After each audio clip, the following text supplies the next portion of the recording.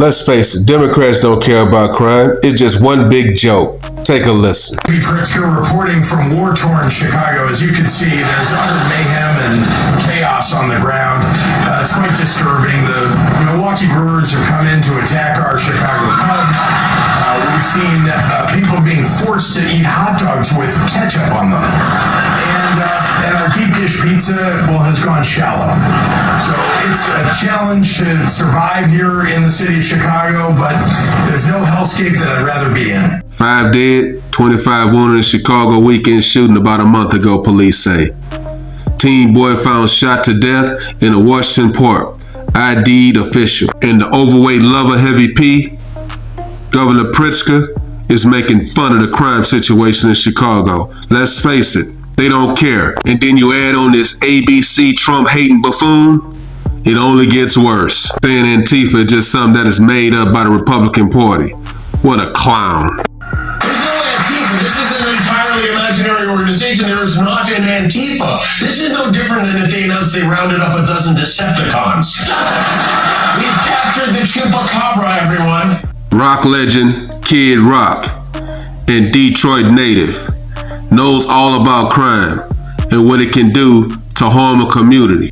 Interviews with Laura Ingraham to discuss the clown behavior that the Democrat Party continues to push when it comes to crime across the nation. Take a listen to Kid Rock. Well, the first thing that comes to my mind is idiots. Straight up idiots. I mean, I don't think there's actually anything that President Trump could do that these people, he said it, in that speech that he had, I don't know, it was like a State of the Union or something, where he's like, he can save one of these people's mother from a burning building, and they could care less, they wouldn't give him credit. I mean, it's asinine to think that we can't come together on some certain things. And you know what really strikes me about this, speaking of Chicago, is like, who's he really trying to help out here? Black people. The South Side of Chicago, predominantly black. These are where these murders and shootings are taking place. The majority of them. They're not out in the suburbs or somewhere. And he wants to help these people. And God forbid we're still all, Nazi racist or whatever their narrative of the day is. It's asinine. It's completely it's some words that I'd rather not repeat on the air right now. Most people can agree with Kid Rock when he says it doesn't matter what Donald Trump does. The Democrat Party is not going to give him credit, and they're going to continue to push hate. But what we need to focus on is the youth. What are you getting or hearing from the youth as you go out and tour, Kid Rock? Have they changed their mind?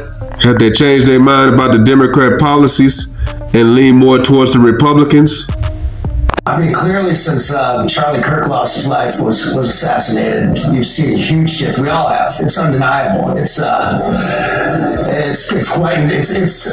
both bittersweet. It's terrible that something like this had to happen to really bring everyone back to their faith, and even someone like myself who's always been very spiritual, but it's even more so in the last several weeks. It's just when I find myself writing those songs, and I've been writing a gospel album for the last year, working on a gospel album, so it's not really anything new, but I have a lot of faith and hope in the younger generation, but it seems these other people, the more that we say we love our families, we love God, we love our country, these people on the far left hate it more.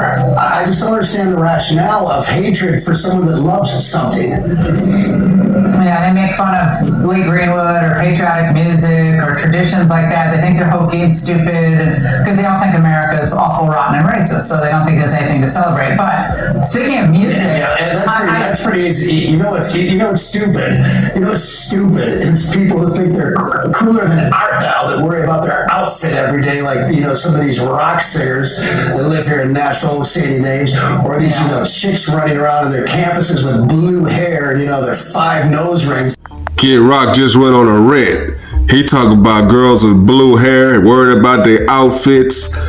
Man, if Kid Rock's getting tired of it, and Kid Rock is one of those guys that can go a little bit beyond he can push the envelope And if he's seeing it and he gets tired of it, it's getting pretty bad out there. Let me tell you that right now. Well, I think also I noticed spending a lot of time in the SEC schools, Bobby, that they're just the whole move to country music and old style country music. I'm glad you're doing a gospel album because a mix of gospel and country is so powerful in the American musical tradition.